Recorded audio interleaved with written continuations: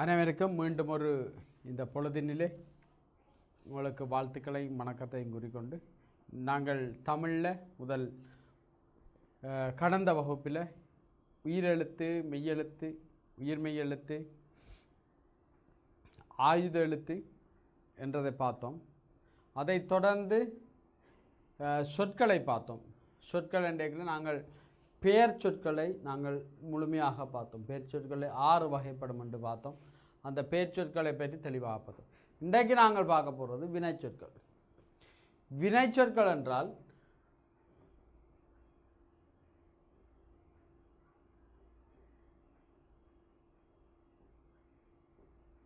வினைச்சொல் வினைச்சொல்லானது வினை அடியிலிருந்து தோன்றும் என்று சொல்லப்படுகிறது. வினைச்சொல்லானது வினை அடியிலிருந்து தோன்றும். இப்போ வினை அடி என்றால் என்ன? வினைச்சொல்லு எதனுடைய தோன்றுவாய் அல்ல வினைச்சொல் ஒன்று தோன்றுவதற்கு எந்த எழுத்து அல்ல எந்த சொல்லு காரணமாக உள்ளது என்பதை நாங்கள் தான் வினை அடி என்று சொல்லுவோம். வினை அடி என்று சொல்லுவோம். அதாவது இந்த வா என்ற வினை அடியிலிருந்து வந்தான், வருகின்றான், வருவான், வருகின்றார்கள், வந்தார்கள், வந்தது, வருகின்றது, வரும் என்று சொல்லப்படுகின்ற சொற்கள் எல்லாம் இந்த வா என்று சொல்லப்படுகின்ற வினை அடியிலிருந்து தோற்றம் பெற்றதாகும். திருப்பி ஒருக்கா பாப்பமாக இருந்தால் இந்த வா என்ற வினை அடியிலிருந்து வந்தான், வருகின்றான், வருவான், வந்தார்கள், வருகின்றார்கள், வருவார்கள், வந்தாள், வருகின்றாள், வருவாள், வந்தது, வருகின்றது, வரும் என்று சொல்லப்படுகின்ற பல வினைச்சொல்லுகள் தோன்றுவதற்கு இந்த வா என்ற வினையடியே காரணமாக இருக்கிறது. இந்த வா என்ற வினையடியிலிருந்து தான் இந்த வினைச்சொற்கள் தோன்றுகின்றது. இந்த வினைச்சொற்கள் தோன்றுகின்றது. அடுத்த பாபம் உண்டா போ.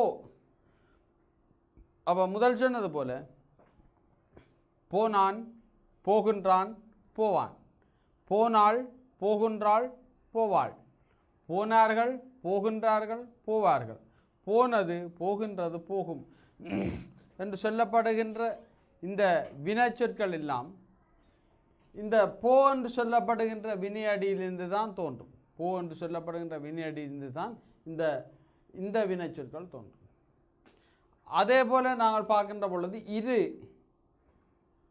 என்று அந்த வினையடியிலிருந்து இருக்கின்றது, இருக்கின்றது, இருக்கும், இருந்தது, இருந்தான், இருக்கின்றான், இருப்பான், இருந்தார்கள், இருக்கின்றார்கள், இருப்பார்கள் என்று சொல்லப்படுகின்ற வினைச்சொற்கள் எல்லாம் இந்த இரு என்ற சொல்லப்படுகின்ற வினை அடியிலிருந்து தோன்றும்.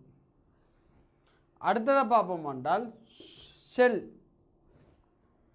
செல்லும், செல்லும், செல்கின்றது,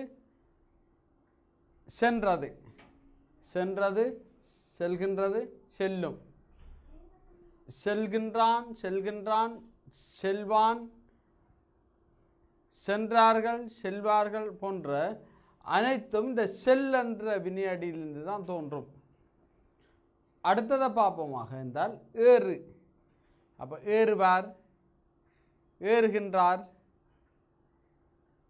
ஏறுகினார், ஏறினார், ஏறுகின்றார், ஏறுவார், ஏறினான், ஏறுகின்றான், ஏறுவான், ஏறினாள், ஏறுகின்றாள், ஏறுவாள். இப்படிப்பட்ட வினைச்சொற்கள் எல்லாம் இந்த ஏறு என்று சொல்லப்படுகின்ற வினையடியிலிருந்து தோன்றும். அடுத்ததை பாப்பமாக இருந்தால் பாடு. பாடுகின்றான், பாடுவான், பாடினான், பாடினாள், பாடுகின்றாள், பாடுவாள், பாடுகின்றார்கள், பாடினார்கள், பாடுவார்கள், பாடும், பாடுகின்றது, பாடியது என்று இப்படிப்பட்ட வினைச்சொற்கள் எல்லாம் இந்த பாடு என்று சொல்லப்படுகின்ற வினையடியிலிருந்து தோன்றும். சிரி அதிலிருந்து வினைச்சொற்கள் தோன்றும்.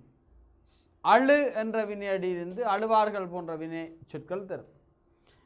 அடி என்ற வினையடியிலிருந்து அடித்தான், அடிக்கின்றான் போன்ற வினைச்சொற்கள் வரும். படி என்ற இதிலிருந்து படித்தான், படிக்கின்றான் போன்ற வினைச்சொற்கள் வரும். ஆகவே இந்த வினைச்சொற்கள் என்பது வினை அடியிலிருந்து தோன்றும். ஆகவே இது நாங்கள் தெளிவாக இருக்கணும். வினைச்சொற்கள் வினை அடியிலிருந்து தோன்றும். இந்த வினை அடியிலிருந்து தோன்றுகின்ற வினைச்சொற்கள் வினை அடியிலிருந்து தோன்றுகின்ற வினை சொற்கள் திணை பால் எண்ணிடம் காலம் என்பவற்றை காட்டும். திணை பால் எண்ணிடம் காலம் என்பவற்றை இந்த வினை சொற்கள் காட்டும். அப்போ வினை அடியிலிருந்து இப்போ வா என்று சொல்லப்படுகின்ற வினை அடியிலிருந்து தோன்றுகின்ற வினை சொல்லானது இப்போ உதாரணமாக வந்தான் என்றால் இப்போ வந்தான் என்ற வினை சொல்லு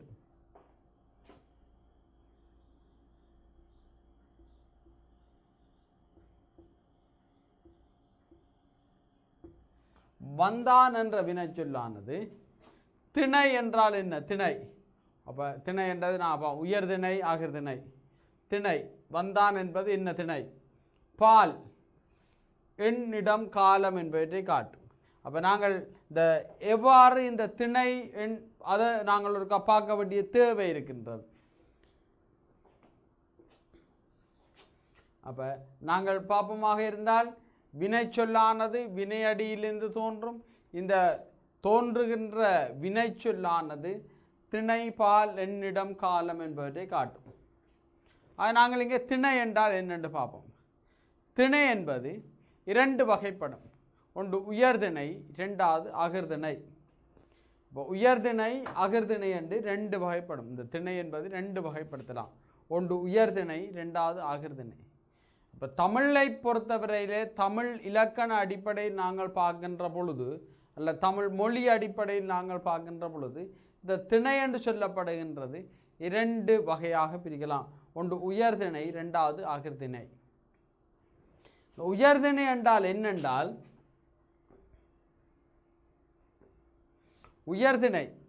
உயர்திணை என்றதில் கடவுள், தேவர், முனிவர், அசுரர், அரக்கர், அதாவது கடவுள், முனிவர்,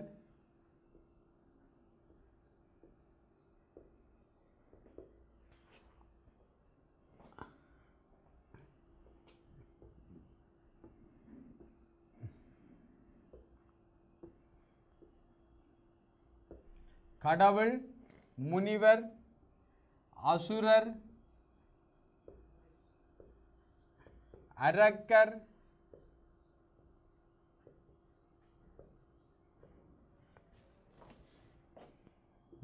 மனிதர் போன்ற அனைத்தையும் உள்ளடக்கின்றதாக இந்த உயர்திணை காணப்படுகின்றது. இந்த உயர்திணை என்பதில் கடவுள் இருப்பர், முனிவர் இருப்பர், அரசர் இருப்பர், அசுரர் இருப்பர், மனிதர்கள் இருப்பார்கள். இவ்வளவு பேரையும் உள்ளடக்கிய ஒரு திணை தான் உயர்திணை. அதாவது கடவுள் என்று சொல்லப்படுகின்றது. இப்போது பிள்ளையார் உயர்திணையாக காணப்படும். சிவபெருமான் உயர்திணையாக காணப்படும். உமாதேவி உயர்திணையாக காணப்படும். அப்போ இப்படிப்பட்ட கடவுளர்களுடைய பெயர்களும் உயர்திணைக்குள் அடங்கும். இப்படிப்பட்ட கடவுளுடைய பெயர்களும் உயர்திணைக்குள் அடங்கும். அதே போல நாங்கள் முனிவர்களை எடுத்து பார்க்கின்ற பொழுது வசிட்ட முனிவர், விஸ்வாமுனிவர், இப்படிப்பட்ட இவர்கள், இந்திரர் போன்றவர்கள் எல்லாம் தேவர்கள். என்ன? அவர் தேவர். இப்போ கடவுள், முனிவர், தேவர், இந்திரர் போன்றவர்கள் தேவர். அப்போ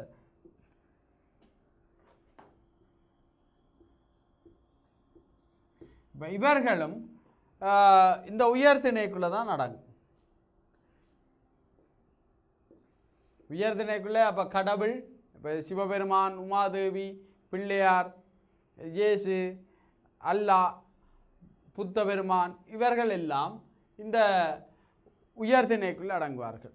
அதே போல் முனிவர்கள் என்று பார்த்தால் விஸ்வாமுனிவர், வசிட்ட முனிவர் போன்ற முனிவர்கள் எல்லாம் இந்த உயர்திணைக்குள் அடங்குவார்கள். இந்திரர் போன்ற தேவர்கள் எல்லாம் இந்த உயர்திணைக்குள் அடங்குவார். அரசர், அசுரர் என்று சொல்லப்படுகின்ற அசுரர்கள் என்ன? இந்த அசுரகுலத்தை சேர்ந்த அனைவரும் இந்த உயர்திணைக்குள் அடங்குவார். இந்த அரக்கர் என்று சொல்லப்படுகின்ற இவர்கள் எல்லாம் இந்த உயர்திணைக்குள்ளே அடங்குவார். அதே போல் மனிதர், நான் நீங்கள் எல்லாம் சேர்ந்து இந்த உயர்திணைக்குள்ளே அடங்குவோம். ஆகவே உயர்திணை என்பது கடவுள், முனிவர், அசுரர், அரக்கர், மனிதர், தேவர்கள் அனைவரையும் நாங்கள் உயர்திணை என்று அழைப்போம். அடுத்தது அகிரிணை என்று பார்த்தால் இந்த கடவுள், முனிவர், அசுரர், அரக்கர், மனிதர், தேவர் தவிர்ந்த ஏனைய உயிருள்ள உயிரற்ற அனைத்தும் அகிர்திணை ஆகும். அகிர்திணை என்றா என்னண்டா, முதல் நாங்கள் பார்த்தது போல கடவுள், முனிவர், தேவர், அசுரர், அரக்கர், மனிதர்கள் தவிர்ந்த ஏனைய உயிருள்ள உயிரற்ற அனைத்தும் இந்த அகிர்திணைக்குள்ளே அடங்கும். அகிர்திணைக்குள்ளே அடங்கும். சரி, அது கல், கட்டில், வாங்கு, வீடு, மேசை, நாய், பூனை, காகம் இப்படிப்பட்ட நீங்கள் பார்க்கின்ற மனிதர்களை தவிர நீங்கள் பார்க்கின்ற அனைத்தையும் நாங்கள் இதில் அகிர்திணைக்குள்ளே அடக்க முடியும். அடுத்ததாக நாங்கள் பார்ப்போமாக இருந்தால் திணை, பால். அப்போ திணை பார்த்துனாங்கள், திணை 2 வகைப்படுத்தினாங்கள், உயர்திணை, அகிர்திணை என்று. உயர்திணைக்குள்ள கடவுள், தேவர், முனிவர், அசுரர், அரக்கர், மனிதர்கள் போன்றவற்றை நாங்கள் உயர்திணை என்று பார்த்தோம். அகிர்திணை என்று சொல்லப்படுகின்ற பொழுது இவை தவிர்ந்த அனைத்தும் உயிருள்ள உயிரற்ற அனைத்தும் அகிர்திணையாக கருதப்படும் என்று பார்த்தோம். அடுத்தது பால் பார்ப்போம். பால் பால் என்றைக்குள்ள நீங்கள் ஆட்டுப்பால், மாட்டுப்பால் அப்படி எல்லாம் யோசிக்கிறீர்கள். இது பால் என்பது தமிழில் ஏன்னா ஆண்பால், பெண்பால், பலர்பால், ஒன்றன்பால், பலவின்பால் என்று சொல்லப்படுகின்ற 5 வகையான பால்கள் காணப்படுகின்றன. ஏன்னா பால் என்று சொல்லப்படுகின்ற பொழுது அங்கே நாங்கள் பாலை 5 வகையாக வகைப்படுத்தினோம். ஆண்பால் ஆணை குறிப்பது, சுதர்சன், கம்சன் இதுகளெல்லாம் ஆண்பாலுக்குரியது. மோகன், இந்திரன், சந்திரன் ஆண்பாலுக்குரியது. பெண்பால் என்று சொல்லுகின்ற பொழுது மாலதி, வனிதா, உமாதேவி இப்படிப்பட்ட இதெல்லாம் பெண்பாலுக்குள்ளே அடங்கும். பலர்பால் என்று சொல்லப்படுகின்றது ஆணாக இருந்தா என்ன, பெண்ணாக இருந்தா என்ன, ஒன்றுக்கு மேற்பட்டவரை குறிப்பிட்டால் அது பலர்பாலாக கருதப்படும். ஆண்கள் என்றாலும் பலர்பால் தான், பெண்கள் என்றாலும் அது பலர்பால் தான், மக்கள் என்றாலும் பலர்பால் தான், ஆசிரியர்கள் என்றாலும் பலர்பால் தான். அப்போ பலர்பால் என்றது ஆணாக இருந்தா என்ன, பெண்ணாக இருந்தா என்ன, ஒன்றுக்கு மேற்பட்டவர்களை நிற்கின்ற பொழுது அங்கே பலர்பாலாக கருதப்படும். நான் நினைக்கிறேன் கடந்த வருடத்தில் ஒரு கேள்வி ஒன்று வந்தது, ஒரு கடந்த ஆண்டுகளில் புலமை பரீட்சையில் பெண்கள் என்பது டேஷ்போர்டு ஆண்பால் முதலாவது விடை, 2வது பெண்பால், 3வது பலர்பால். அப்போ கன பிள்ளைகள் அந்த பேப்பருக்கு பெண்பாலுக்கு பெண்கள் என்பது பெண்பாலுக்கு போட்டு கிடந்து இப்போ திருத்துகின்ற பொழுது நாங்கள் பார்த்தோம். அப்போ அநேக மாணவர்கள் பெண்கள் என்பது பெண்பாலுக்கு போட்டு, அங்கே பெண்கள் என்பது பலர்பாலை குறிக்கும். பெண்கள் என்பது பலர்பாலை குறிக்கும், அதாவது ஒன்றுக்கு மேற்பட்டவர்கள். ஒன்றுக்கு மேற்பட்டவர்கள் அது ஆணாக இருந்தான்னு, பெண்ணாக இருந்தான்னு, இருபாலாராக இருந்தான்னு ஒன்றுக்கு மேற்பட்டவர்கள் வருகின்ற பொழுது அங்கே பலர்பால் என்ற வகைக்குள்ளே அடங்கும். அதேபோல் ஆசிரியர்கள், அதிபர்கள், நீதிபதிகள் அதெல்லாம் பெறுமுங்க. அப்போ ஆண்பால் என்பது ஆணை குறிப்பது, பெண்பால் என்பது பெண்ணை குறிப்பது. இங்கே பலர்பால் என்பது ஒருவர் ஒன்றுக்கு மேற்பட்ட இந்த இவ்வளத்தையும் பார்க்கின்ற பொழுது இந்த 3ம் உயர்திணைக்குட்பட்டது. இந்த 3ம் உயர்திணைக்குரியது.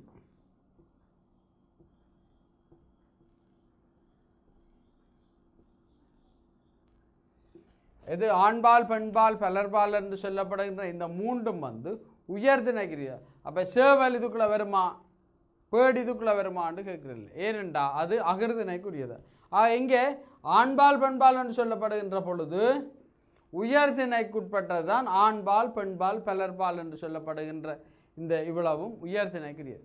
அடுத்து நாங்கள் பார்ப்போம் ஒன்றன்பால் என்றால் அகிர்திணைக்குரியது. ஒன்றன்பாலும் பலவின்பாலும் அகிர்திணைக்குரியது. இங்கே ஒன்றை குறிப்பது ஆடு ஆடுகள், மாடு மாடுகள். ஒன்றை குறித்தால் ஒன்றன்பால், ஒன்றுக்கு மேற்பட்டதை குறித்தால் பலவின்பாலாக கருதப்படும். பால் 5 வகைப்படும். ஆண்பால், பெண்பால், பலர்பால். ஆண்பால் என்பது ஆணை குறிக்கின்றது, பெண்பால் என்பது பெண்ணை குறிக்கின்றது, பலர்பால் என்பது ஆண்களாக இருந்தான்னு பெண்களாக இருந்தான்னு இருபாலராக இருந்தான்னு ஒன்றுக்கு மேற்பட்டவர்களை குறிக்கப்படுமாயின் அது பலர்பாலாக கருதப்படும். அதே போல் அதிபர் என்பதும் பலர்பால். அது அங்கே அதிபர் என்பது ஆண் அதிபரும் இருக்கிறார்கள், பெண் அதிபரும் இருக்கிறார்கள். ஆகவே அங்கே ஒருவரை குறித்தாலும் அங்கே அது அதிபர் என்பது பலர்பாலை சாரும்.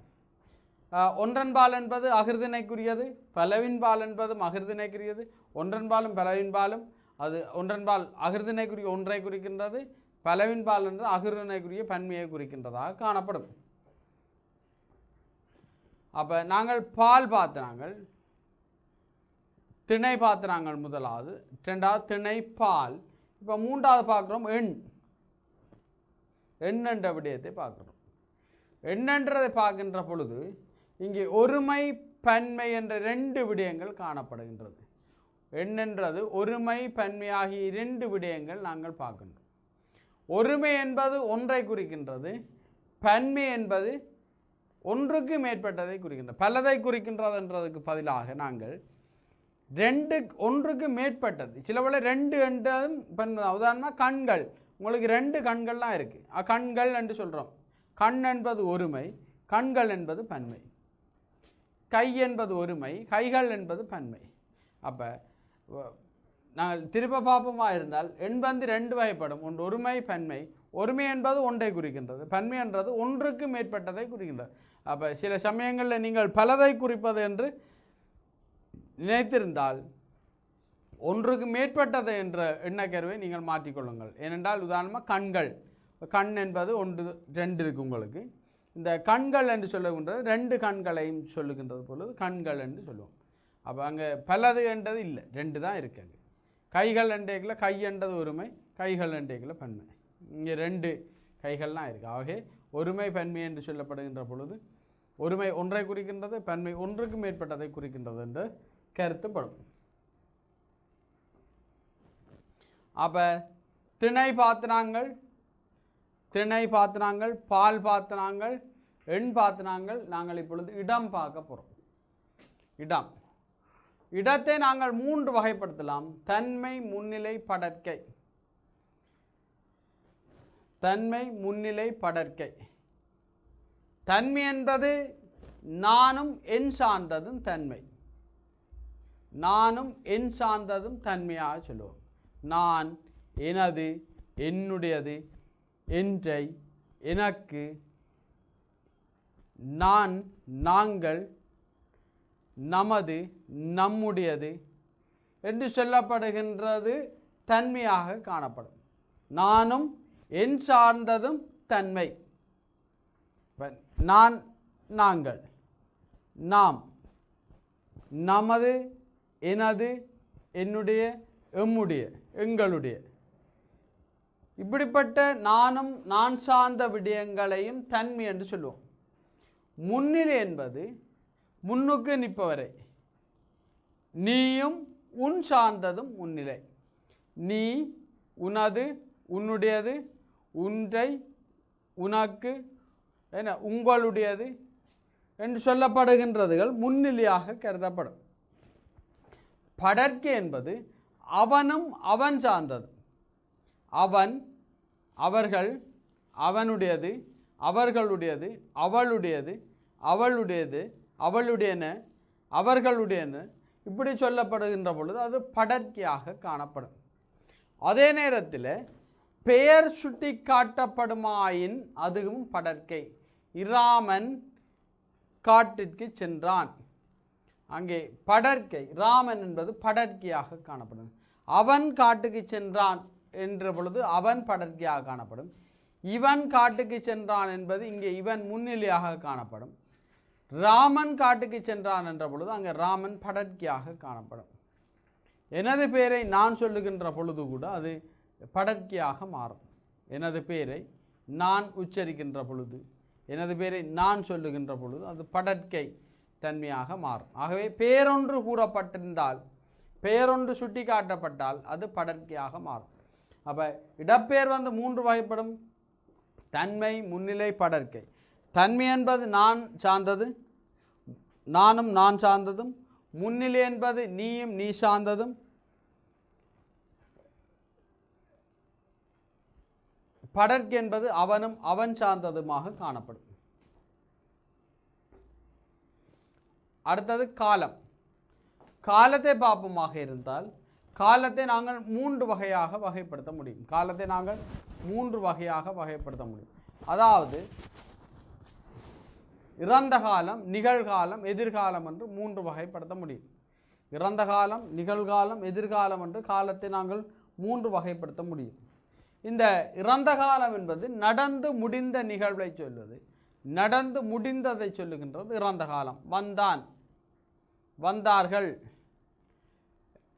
பறந்தது, பறந்தன என்று நடந்து முடிந்த ஒரு நிகழ்வை சொன்னால் அது இறந்த காலமாக காணப்படும். நிகழ்காலம் என்பது நடந்து கொண்டிருக்கின்ற நிகழ்வை சொல்லுவது நிகழ்காலமாக இருக்கின்றது. கற்பித்து கொண்டிருக்கின்றேன், கற்றுக்கொண்டிருக்கின்றேன், இது நிகழ்காலமாக இருக்கு. கற்றேன், கற்பித்தேன் என்றது இறந்த காலம். கற்பித்து கொண்டிருக்கின்றேன், கற்றுக்கொண்டிருக்கின்றேன் என்றது நிகழ்காலம். கற்பேன், கற்பிப்பேன் என்பது எதிர்காலமாக இருக்கும். அப்போ நடந்து முடிந்த நிகழ்வை சொன்னால் அது இறந்த காலம், நடந்து கொண்டிருக்கின்ற நிகழ்வை சொன்னால் அது நிகழ்காலம், நடக்கப் போகின்ற ஒரு நிகழ்வை சொன்னால் அது எதிர்காலமாக காணப்படும். இப்போ காலம் 3 வகைப்படும்: இறந்த காலம், நிகழ்காலம், எதிர்காலம். இறந்த காலம் நடந்து முடிந்தது, நிகழ்காலம் நடந்து கொண்டிருக்கிறது, எதிர்காலம் நடக்க இருக்கின்றது என்ற 3 வகையையும் சொல்லலாம். ஆகவே இந்த நாங்கள் முதல் ஆரம்பத்தில் பார்த்த போல ஒரு வினை சொல்லானது வினை அடியிலிருந்து தோன்றும் என்று பார்த்த நாங்கள். வா என்ற வினை அடியிலிருந்து, வா என்ற வினை அடியிலிருந்து வந்தான் என்ற வினை சொல்லு தோன்றியது. வா என்ற வினை அடியிலிருந்து வந்தான் என்ற வினை சொல்லு தோன்றியது. இந்த வந்தான் என்ற வினை சொல்லில் திணையை நாங்கள் பார்த்தோம். திணையை நாங்கள் 2 வகைப்படுத்தினோம். திணை, உயர்திணை, அகிர்திணை என்று 2 வகைப்படுத்தினோம். திணை 2 வகை. அப்போ இந்த வந்தான் என்பது உயர்திணைக்குரியது. அப்போ இங்கே நாங்கள் உயர்திணை என்று போடுவோம். வந்தான் என்பது உயர்திணை. அப்போ நாங்கள் முழுமையாக எழுதணும் உயர்திணை. பாலண்டு பார்த்தால், பாலண்டு பார்த்தால் அங்கே 5 வகையானது: ஆண்பால், பெண்பால், பலர்பால், ஒன்றன்பால், பலவின்பால் என்று 5 வகையான பால்களை பார்த்தோம். இப்போ வந்தான் என்பது இங்கே ஆண்பால், ஆகவே ஆண்பால் என்று வரும். எண் என்பது ஒருமை, பன்மை என்ற விடயங்களுக்கு வந்தான் என்பது ஒருமையாக காணப்படும். ஒருமையாக காணப்படும். அப்போ இடம் என்பது, இடம் என்பது தன்மை, முன்னிலை, படற்கை என்ற 3 விடயங்களை. வந்தான், யார் வந்தான்? அவன் வந்தான். அவனும் அவன் சார்ந்த இடமும் படற்கை, படற்கையாக காணப்படும். காலம் என்பது 3 வகையாக பார்த்தோம்: இறந்த காலம், நிகழ்காலம், எதிர்காலம். வந்தான் என்பது இறந்த காலம், ஆகவே இங்கே இறந்த காலம் என்று. அப்போ நாங்கள் இதற்கு முன்னர் பாப்பமாக இருந்தால்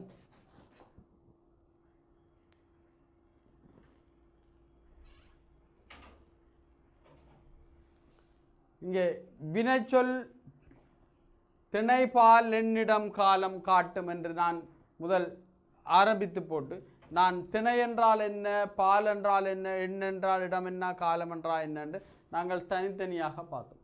அதன் அடிப்படையில் தான் நாங்கள் இங்கே வினை சொல்லானது வினை அடியிலிருந்து தோன்றும் என்றும் வினைச்சொல்லானது வினை அடியிலிருந்து தோன்றும். இந்த தோன்றிய வினைச்சொல்லானது திணை பால் எண்ணிடம் காலம் என்பவற்றை காட்டும் என்று பார்த்தோம். திணை பால் எண்ணிடம் காலம். இப்போ திணை என்பது உயர்திணை அகர்திணை, பால் என்பது ஆண்பால் பெண்பால் பலர்பால் ஒன்றன்பால் பலவின்பால், எண் என்பது ஒருமை பன்மை, இடம் என்பது தன்மை முன்னிலை படற்கை, காலம் என்பது இறந்த காலம் நிகழ்காலம் எதிர்காலம் என்று சொல்லப்படுகின்ற அளவுக்கு நாங்கள் இதை பார்த்தோம்.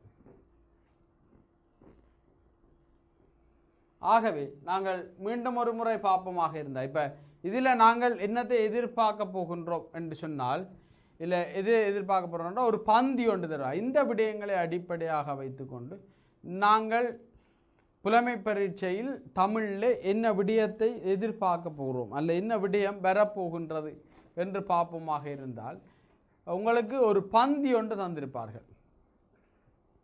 ஒரு பந்தி மேலே கூறப்பட்ட பகுதி 2 இந்த 6 அல்லது 7 வினாக்களை தொகுத்து ஒரு பந்தி ஒன்று தரப்பட்டது. அந்த பந்தியை நாங்கள் பார்க்கின்ற பொழுது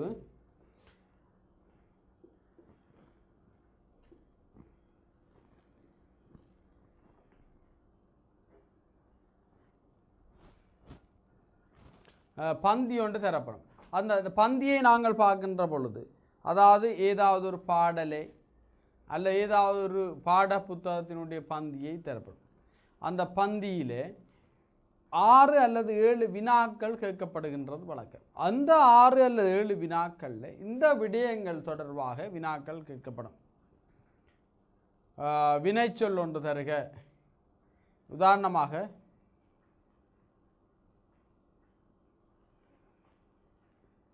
தரம் 3 அல்லது தரம் 4 தரம் 5 ஒரு பாட புத்தகத்தை நாங்கள் எடுத்து பார்க்கின்ற பொழுது, கதிரவன் தன்னுடைய காலை கடமைகளை முடித்து கொண்டு கடலுக்குள் ஓய்வெடுக்க தயாரானான். அப்பொழுது நிலவு மகள் புன்னகையுடன் வானில் மெதுமெதுவாக வருவதற்கு ஆயத்தமாகின்றாள். நிலவு மகள் வருவதைக் கண்ட ஆம்பல் ஆரவாரத்துடன் மகிழ்ச்சியுடனும் குதூகலித்து கொண்டிருப்பதும், ஆதவன் மறைகின்றதைக் கண்ட தாமரை முகவாட்டத்துடன் வாடி நிற்பதையும் காண முடிகின்றது என்றொரு பந்தி தருகின்றன்னு வைப்போம். அப்போ இங்கே கூறப்பட்டது ஒரு மாலை காட்சி. சூரியன் மறைகிறது, நிலவு வருகின்றது. இந்த 2லேயும் ஆம்பல் பூக்கிறது, தாமரை வாடுகின்றது. இந்த விடயம் 2ஐயும் தான் சொல்லப்படுகின்றது பந்தியில். இல்லை கேட்க இந்த பந்தியை தந்துட்டு இல்லை தந்த பெயர் சொற்கள் 2 தருக என்று சொல்லப்படுகின்ற பொழுது, இங்கே சூரியன் அல்லது ஆதவன், பந்தியில் ஆதவன் என்று கிடந்தால் ஆதவன் என்று கொடுக்கணும், பந்தியில் சூரியன் என்று கிடந்தால் சூரியன் என்று கிடைக்கும். அப்போ பந்தியில் என்ன சொல்லி கிடக்குதோ அதை சொல்ல பயன்படுத்த வேண்டிய தேவை, பயன்படுத்த வேண்டிய நிலை உங்களுக்கு காணப்படுகின்றது. அப்போ அங்கே ஆதவன் என்ற சொல்லி காணப்படுகின்றதுனால ஆதவன். இப்போ பேர் சொற்கள் என்று பார்க்கின்ற பொழுது ஆதவன், நிலவு அல்ல நிலவு மகள், தாமரைக்கு பதிலாக தாமரை, அல்லிக்கு பதிலாக ஆம்பல் என்று சொல்லி பயன்படுத்துது ஆம்பல். இப்போ இந்த பெயர் சொற்கள் காணப்படுகின்றது. அப்போ நீங்கள் இதில் கவனிக்க வேண்டியது என்னென்றால், ஒன்று கேட்டால் ஒன்று கொடுக்கணும். ஒன்று பந்தியில் காணப்படுகின்ற பெயர் சொல் ஒன்று தருக என்றால் ஒன்று தான் கொடுக்கணும். பந்தியில் காணப்படுகின்ற வினைச்சொல் ஒன்றுன்னா ஒன்று தான் கொடுக்கணும். அப்போ அவன் கேட்பான் என்னண்டா பந்தியில் காணப்படுற. இப்போ இதில் நாங்கள் பார்ப்போம் என்றால் ஆதவன், நிலவு, தாமரை, ஆம்பல் என்று சொல்லப்படுகின்ற 4 பெயர் சொல்கள் காணப்பட்டாலும், 4 பெயர் சொல்கள் காணப்பட்டாலும் இங்கே 2 தான் கேட்கப்பட்டது. 2 தான் கேட்கப்பட்டனால 2 பெயர் சொற்களை மட்டுமே கொடுக்க வேண்டும். 2 பெயர் சொற்களை நாங்கள் கொடுக்க வேண்டிய தேவை இருக்கிறது. ஒன்று கேட்டால் ஒன்று தான் கொடுக்கணும். ஒன்று கேட்டால் நாங்கள் 2 கொடுக்கக்கூடாது. 2 கேட்டால் 1 கொடுக்கக்கூடாது. அவர் வினாவில் கேட்கப்படுகிற 1 கேட்டால் 1 மட்டும் கொடுக்கணும். இல்லை 4 கிடந்தாலும் 1 தான் கொடுக்கணும். 2 கேட்டால் 2 தான் கொடுக்கணும். ஆகவே இந்த பேச்சொற்களோ வினைச்சொற்களோ எது கேள்வியில் 1 கேட்டால் 1, 2 கேட்டால் 2. அடுத்தது இன்னொரு கேள்வி வரலாம். இதில் இந்த பந்தியில் காணப்படுகின்ற வினைச்சொற்கள் 1 தருக. அப்போ வினைச்சொல் 1 தருக என்று கேட்கின்ற பொழுது நீங்கள் இறந்தகால வினைச்சொல், நிகழ்கால வினைச்சொல், எதிர்கால வினைச்சொல் என்று எந்த வினைச்சொல் கேட்டாலும் கொடுக்கலாம். ஆனால் பந்தியில் கேட்கப்படுகின்றது ஆண்பால் வினைச்சொல் 1 தருக. ஆண்பால் இறந்த காலம், ஆண்பால் நிகழ்காலம் என்று பாலையும் காட்டி காலத்தையும் சேர்த்து ஒருமையோ பன்மையோன்றதையும் காட்டி அங்கே ஒரு வினைச்சொல் அல்ல வினைமுற்று என்று கேட்கப்படுகின்ற பொழுது நாங்கள் அதை தெளிவாக இப்போ இந்த நாங்கள் பார்த்த விடயத்துக்குள்ளே வரப்போகின்ற வினாக்கள் இப்படித்தான் இருக்கு. அகிர்தனைக்குரிய இறந்த கால வினைச்சொல், அகிர்தனைக்குரிய நிகழ்கால வினைச்சொல், அகிர்தனைக்குரிய எதிர்கால வினைச்சொல், உயர்திணை ஆண்பால் இறந்த கால வினைச்சொல். இப்படிப்பட்ட இதுகள் கேட்கின்ற பொழுது நாங்கள் இங்கே பார்த்த விடயங்கள் இதுக்கு பொருத்தமாக இருக்கும். அதே போல் பந்தியொன்றை தந்துட்டு காலப்பெயர் 1 தருக. அப்போ அங்கே மாலை நேரம், சூரியன் மெதுமெதுவாக வானில் மறைய ஆரம்பித்தான். அங்கே மாலை என்பது காலப்பெயராக காணப்படுகிறது. அதிகாலையில் சேவல் கொக்கரக்கோ என்று கூவிக்கொண்டு பூமியில் நடமாட ஆரம்பித்தார். அங்கே அதிகாலை என்பது காலப்பேராக காணப்படும். அப்போ ஆகவே ஒரு பந்தியொண்ட பகுதி 2க்கு நீங்கள் முதலாவது கேள்வி தொகுதியே ஒரு பந்தியே அல்ல ஒரு பாடலை தருவார். பாடலை தந்துட்டு அதில் ஒரு 7 அல்லது 6 வினாக்கள் கேட்கப்படும். 6 வினாக்கள் கேட்கப்படுகின்ற பொழுது அங்கே நாங்கள் என்ன செய்ய வேண்டும், அந்த 6க்கும் சரியாக விடையளிக்க வேண்டிய தேவை இருக்கிறது. அங்கே கேட்கப்படுகின்றதுகள் எல்லாம் இப்படி இலக்கணம் சார்ந்த தமிழ் இலக்கணம் சார்ந்த அடிப்படை கேள்விகள் கேட்கப்படும். வினைச்சொல் 1 தருக, பேர்ச்சொல் 1 தருக, இறந்த கால வினைமுற்று 1 தருக, எதிர்கால வினைமுற்று 1 தருக, தன்மை பேர்ச்சொல் 1 தருக, முன்னிலை பேர்ச்சொல் 1 தருக, ஓரெழுத்து சொல் 1 தருக. இப்படிப்பட்ட கேட்கின்ற பொழுது நாங்கள் சரியாக விடையளிக்கணும். ஆகவே நாங்கள் இதுவரைக்கும் பார்த்த விடயங்களை பார்ப்போமாக இருந்தால், நாங்கள் ஆரம்பத்திலே கடந்த வகுப்பில் இருந்து நான் நினைவுபடுத்துகின்றேன். எழுத்துக்களை பார்த்தோம். உயிரெழுத்துக்களை 2 வகைப்படுத்தினோம். உயிரெழுத்து மெய்யெழுத்து என்று பார்த்தோம். உயிரெழுத்தை 2 வகைப்படுத்தினோம். குற்றெழுத்து நெட்டெழுத்து. குற்றெழுத்து குறிலெனவும் நெட்டெழுத்து நெடிலெனவும் அழைத்தோம். குற்றெழுத்து 5, நெட்டெழுத்து 7. அது பார்த்தோம். அடுத்த மெய்யெழுத்தை பார்த்தோம். மெய்யெழுத்து 18 முதல் இன்வரையான 18 எழுத்துக்களையும் பார்த்தோம். அதை 3 வகைப்படுத்தினோம். வல்லினம், மெல்லினம், இடையினம். வல்லினம் என்பது வன்மையான ஓசையுடையது, மெல்லினம் என்பது மென்மையான ஓசையுடையது, இடையினம் என்பது வன்மையான ஓசைக்கும் மென்மையான ஓசைக்கும் இடைப்பட்ட ஓசையுடையது. வன்மையான ஓசையுடைய எழுத்துக்கள் கசட தபர 6, மெல்லினம் ஞானநமன் 6, இடையினம் ஜரல வளல் 6 என்று பார்த்தோம். உயிரெழுத்தும் மெய்யெழுத்தும் சேருகின்ற பொழுது பிறக்கின்ற உரிவடிவம் நாங்கள் உயிர் மெய்யெழுத்து என்று பார்த்தோம். 12 தர 18 216 உயிர்மெய் எழுத்துக்களை பார்த்தோம். ஆயுத எழுத்து 1 பார்த்தோம். இன்றைக்கு ஆயுத எழுத்து மருகி அகிர்தனை என்ற சொல்லில் மட்டுமே ஆயுத எழுத்து பயன்படுத்தப்பட்டது. ஆகவே உயிரெழுத்து 12, மெய்யெழுத்து உயிரெழுத்தையும் மெய்யெழுத்து ஆயுத எழுத்து என்று சொல்லி 247 எழுத்துக்களை பார்த்தோம். 2வது சொற்கள் என்று பார்த்தோம். இந்த சொற்களை பார்க்கின்ற பொழுது பேர் சொற்கள், வினைச்சொற்கள் என்று பார்த்தோம். பேர் சொற்களை 6 வகைப்படுத்தினோம். பொருளிடம், காலம், சினை, குணம், தொழில். பொருட்பேர், இடப்பேர், காலப்பேர், சினைப்பேர், குணப்பேர், தொழிற்பேர் என்று 6 பேர் சொற்களையும் பார்த்தோம். பொருள் என்பது ஒரு பொருளை சுட்டி காட்டப்படுமாயின் அது பொருட்பேர். இடம், இடத்தை அல்லது வெளியே. பொருளிடம், காலம், காலத்தை குறிக்கப்படுமாயின். அப்படி 6 பேர் சொற்களையும் பார்த்தோம். பொருளிடம், காலம், சினை, குணம், தொழில் என்று சொல்லப்படுகின்ற 6 பேர் சொற்களையும் பார்த்தோம். அடுத்த வினைச்சொல்லை பார்த்தோம். வினைச்சொல்லானது வினை அடியிலிருந்து தோன்றும் என்று பார்த்தோம். வினையடியிலிருந்து தோன்றுகின்ற வினைச்சொல்லானது திணைபால், எண்ணிடம், காலம் என்பவற்றை காட்டும் என்று பார்த்தோம். திணை என்பது உயர்திணை அகிர்திணை. திணைப்பால் என்பது ஆண்பால் பெண்பால் பலர்பால் ஒன்றன்பால் பலவின்பால் என்று பார்த்தோம். திணைப்பால் எண் என்பது ஒருமை பன்மை என்று பார்த்தோம். திணைப்பால் எண் இடம் என்பது தன்மை முன்னிலை படர்க்கை என்று பார்த்தோம். திணைப்பால் எண்ணிடம் காலம் என்பது இறந்த காலம் நிகழ்காலம் எதிர்காலம் என்று பார்த்தோம். அந்த வகையில் நாங்கள் இப்போ கடந்த 2 வகுப்புகளுடைய சாராம்சத்தை குறிப்பதும். ஆகவே நீங்கள் தொடர்ச்சியாக இந்த டான் டிவியினுடைய கல்வி குழுமத்துடன் இருந்து இந்த வகுப்புகளை பின்பற்றுவதன் மூலமாக நடைபெறுகின்ற இந்த புலமை பரீட்சையில் நடைபெறப் போகின்ற இந்த புலமை பரீட்சையில் நல்ல பெறுபர்கள் எடுக்க வேண்டும் என்று கூறிக்கொண்டு இந்த தொடர்ச்சியாக இந்த டான் டிவியினுடைய வகுப்பில் இருங்கள். சில சமயங்களில் இந்த வகுப்புகளில் உங்களுக்கு ஜாயின் பண்ண முடியாவிட்டால் அல்ல பங்கு பெற்ற முடியாவிட்டால் டான் டிவியினுடைய யூடியூப்பினூடாக சென்று இந்த வகுப்புகளை டவுன்லோட் பண்ணி இதை பார்த்துக்கொள்ளலாம். நீங்கள் எதிர்காலத்தில் நல்ல பெறுபர்கள் எடுக்க வேண்டும் என்று கூறி வாழ்த்துக்களையும் ஆசிரியர்களையும் கூறி விடைபெறுகின்றேன். நன்றி, வணக்கம்.